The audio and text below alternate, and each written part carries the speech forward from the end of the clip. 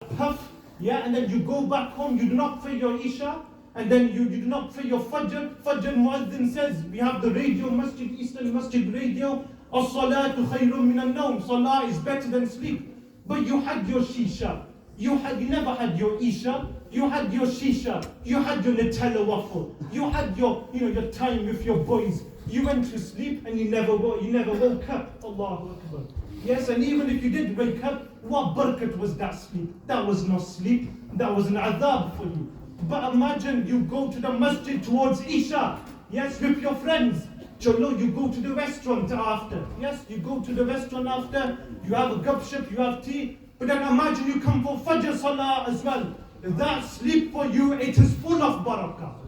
That sleep for you, it is full of barakah. And I can say this because the Prophet ﷺ, he said that a person who prays his Isha Salah with congregation, he will get the reward of praying half of the night.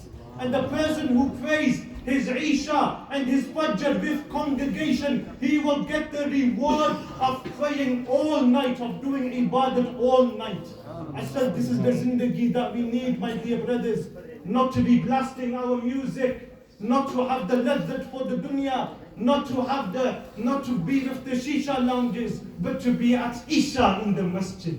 To be at Isha in the masjid and to read our Fajr with Jamaat and to have all the rewards throughout the night. Allahu Akbar. You haven't done nothing all night, you just went to sleep. Yes, all you've done is read Isha Fajr, you've got the reward of praying all night. This is our salah, my dear brothers. Cherish your salah. Cherish your salah. Do not forget your salah. Do not forget your namaz. And I will tell you one thing, is that if you love your salah to such an extent that you will die for your salah, wallahi, inshallah, we do dua that in sujood, the angel of death comes to you. You're in sajda, you're in namaz, you're in the state of wudu, maybe in the state of Ramadan, the angel of death comes to you and says, Sarkar do Alam Sallallahu Alaihi Wasallam is waiting for you. Allahu Akbar. This is the zindagi, this is the life that we need. And I will say one more thing, that alhamdulillah, we've half from holidays and I can see most of my younger brothers here. As you are aware, some of you, you're studying GCSEs, A-levels, universities. I will tell you one thing, if you want good grades, good results, yes, by all means revise, put your effort in, put your hard work in and put your determination in. But I will tell you one thing, is that your revision timetable, surround it with your salah, yes.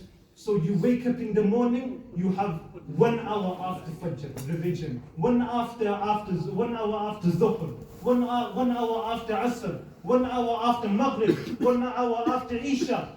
You're revising. How many hours is that? 5 hours. You've done 5 hours of revision in the halat of wudu. In the state of wudu after praying your namaz.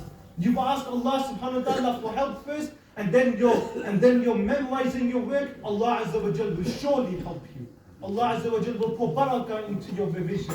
Allah Azza wa Jal will pour barakah into your works, and believe me, you will get good results, inshallah, if you keep this consistent. And inshallah, when the results they come, you will have results with you, and that results you will feel proud. Because this result, it is a result full of barakah. Even if you only get 60, 70, 80%, you will say to yourself, I did my revision in the state of wudu, I did my revision after my salah, this is my own hard work, alhamdulillah. So my request to you is that after Fajr, Zuhr, Asr, Maghrib, Isha, 1 hour after, do your revision. And inshallah, that's 5 hours of hard work, 5 hours of revision. And my